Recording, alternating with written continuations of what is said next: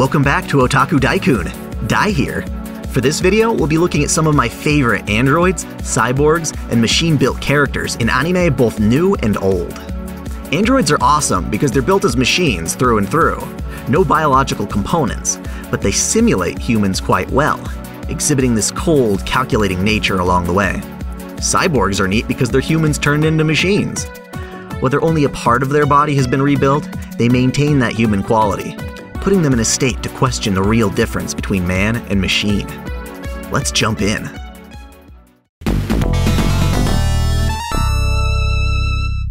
This anime won over my heart when I was about the same age as Nakahito, our main character. Steel Angel Kurumi tells the story of Nakahito, a young Shinto priest who winds up trespassing on a secret research facility and accidentally waking up an android, Kurumi, with a kiss. Conveniently, Steel Angels like her are designed to fall in love with the person who wakes them in such a way. So Kurumi is smitten, obsessed even, with Nakahito from the get-go. This helps out when he's put in danger, as Kurumi comes to the rescue with superhuman strength. Kurumi herself is squeaky and adorable, as well as fierce when protecting her loved ones. She can punch straight through tank-like enemies, but also smother you warmly into her bosom. Two other Steel Angels play a major role as well. Saki, who's stuck in an eternally unrequited lesbian love with Kurumi, as well as Karinka, the misfit brat of the group. They're all powerful, but Kurumi really unites the group throughout 2 seasons and 2 OVAs. Perhaps the most outright interesting piece of the Kurumi series is Steel Angel Kurumi Zero, a post-apocalyptic take on the story where the 3 main angels are living more normal lives in a futuristic Japan plagued by acid rain, Blade Runner style. It's short and doesn't go too far, but it's still worth a watch, especially for its fan service. If this anime interests you, it's still available in a complete DVD collection on Amazon. It's a damn tragedy streaming services don't have it. There's just something about androids dressing as maids that makes so much sense. Mahoro is an android designed to fight against alien enemies, but upon fulfilling her duty, she chooses to spend the rest of her 398 days left to live by serving as a maid to Suguru Misato, the child of her former commanding officer. She looks after him, and they start to share a loving familial bond.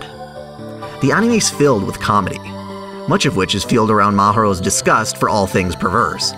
Furthermore, this one's made by Gainax, and that of course means it contains a big Gainax mindfuck at the very end of the anime that's equal parts interesting and ridiculous. If you watch this one and the ending bothers you, check out the manga's ending, as it's much, much clearer. Nevertheless, Mahoro is a cute yet tragic ride as the anime reminds you at the end of each episode just how much time Mahoro has left to live before her android body shuts down. You'll be able to find both of its seasons and its OVA on DVD, as well as streaming from Sentai Filmworks' anime network. Motoko was once a human before gaining a full-body prosthetic, making her essentially a cyborg with a cyber brain to which her human consciousness, her ghost, resides. She's the commander of Public Security Section 9, and as such, fights with her team against cyber terrorism, as well as political crime and warfare. She's the main character of all the Ghost in the Shell works, but in each one she's portrayed in a different way, and has separate canonical existences for each. My favorite portrayal is from the classic Ghost in the Shell film, in which she questions her own humanity and the presence of cyborg technology. She ponders the presence of a soul, as well as the validity of her own memories, and yearns to understand more about herself, to the point where she ventures into danger just for a chance to learn more. Regardless of which Ghost in the Shell you watch, Motoko remains a stoic, confident, capable woman who's entirely self-motivated and badass through and through. You can watch Ghost in the Shell Standalone Complex on Hulu, the Arise series on Netflix, and the original film on Blu-ray at most retailers. While I can't say how good it'll be, Ghost in the Shell is also getting a live-action Hollywood movie starring Scarlett Johansson, which at least looks pretty cool. Kos-mos is a battle android designed to combat an alien threat known as the Gnosis. She's been under strict quarantine after accidentally going berserk and killing many of the researchers working on her. She has a strong bond with her lead developer, Shion Uzuki, and springs into action in order to save her when the Gnosis attack. At first, she's extremely cold and calculating, not hesitating to kill even her own allies if doing so is seen as more efficient to ensuring Shion's safety. By the third game, you'll be seeing this android beauty in a whole new light, discovering secrets to her development and welcoming in a much more caring personality. She's one of my favorite characters to have in my party every time I play these games. Be sure to check out Xenosaga Episodes 1, 2, and 3 on PlayStation 2. They're phenomenal games, so please do check them out. Aigis is, you guessed it, a combat android, this time designed to fight against shadows during the Dark Hour in Persona 3. She starts off as a sort of blank slate, speaking in a very robotic tone, but as she interacts with the other characters within the game, mainly the protagonist, she begins to develop her own sense of humanity. In the end, she winds up caring greatly for her friends and doing whatever it takes to protect them. She's more complex than I have time to explain at the moment, especially while avoiding spoilers, so I advise you play Persona 3 FES on PS2, as it's the definitive version of the game, or check out the 4 animated Persona 3 movies. It's kinda tough to talk about Chi without revealing spoilers for the entire anime, so I'll hold back on doing so. In Chobits, humans have created advanced computers called persocoms that look and act like people. They have sophisticated AI. They're meant to help humans, but their human-like resemblance convinces some people to care for them and love them as one of their own kind. Our main character, Hideki, finds Chi in a pile of trash on his way home and he takes her in. Being a farm boy with no knowledge of computers, he barely manages to turn her on. And he spends a great deal of time in the anime learning about and growing closer to her. Upon awakening, Chi is like a child, learning things for the first time. She adores Hideki, and she enjoys her life as she gains knowledge of the world around her.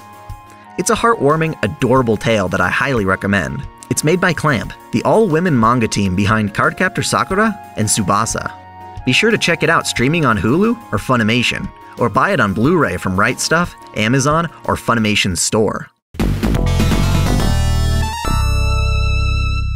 Here's another android who's nigh impossible to address without spoilers, but again, I'll try. Armitage III is a cyberpunk anime featuring a 4-episode OVA and 2 films.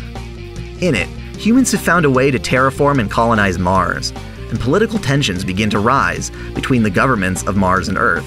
Scientists on Mars begin to develop female androids of increasing capacity. The first generation was mostly just robots, but second-generation androids behaved much more human-like. Third-type androids, however, were designed to be so much like humans that they actually contain biological capabilities, such as the ability to give birth. They blur the line between woman and machine, such that they're being hunted down and eliminated by Earth's forces. Our heroine, Armitage, works as a police officer on Mars, along with her partner, Ross. She tries to hide the fact that she's an android until their investigation dives headfirst into the assassinations of third types. It's a really underrated sci-fi anime that isn't too long and should definitely be watched. You can find it on Funimation, here on YouTube, or on DVD directly from Funimation's store. In a futuristic world, mankind designs androids called Giftia to assist them in daily life. Most modern households have at least one Giftia around, and many people treat them like one of the family. While they're extremely helpful and beloved, all Giftia have a lifespan before their minds begin to degrade and they become violent. Our main character, Tsukasa, winds up getting a job with Terminal Service as a retriever. Essentially, it's his job to visit the homes of Giftia owners whose Giftia are at the end of their lifespan and retrieve them to be reset or repurposed. Doing so, of course, wipes the Giftia's memories, and many families have grown too attached to willingly send their Giftia away. Tsukasa's partner in retrieval is Isla, a Giftia herself who is supposed to be a veteran at her job. As Tsukasa gets closer to Isla, he learns that she too is approaching the end of her lifespan, and as such, doesn't want to make anyone sad with her departure, intentionally avoiding Tsukasa's attempts at becoming friends. This one's tragic, alright, but pretty enjoyable nonetheless.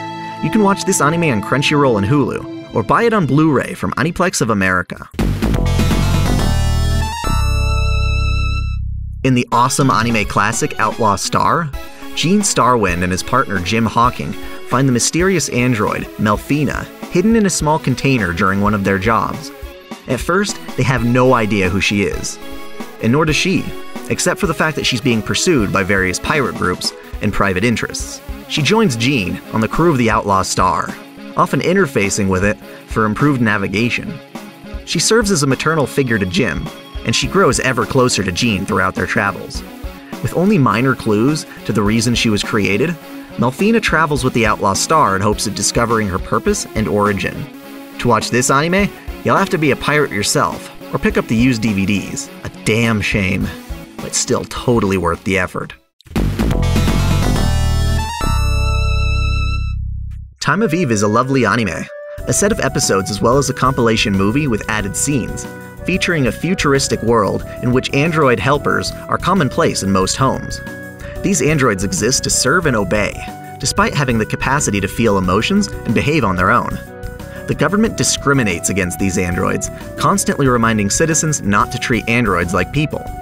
Our protagonist, Rikuo, discovers that his family's android, Sammy, has been going off on her own to visit a hidden cafe. When he visits, he finds that, within the cafe, it's impossible to tell who is and isn't an android, making it a place without discrimination. He discovers that Sammy has been visiting this place on her own, not just to interact with the patrons there, but also to process her emotions and improve her relationships with the family she serves.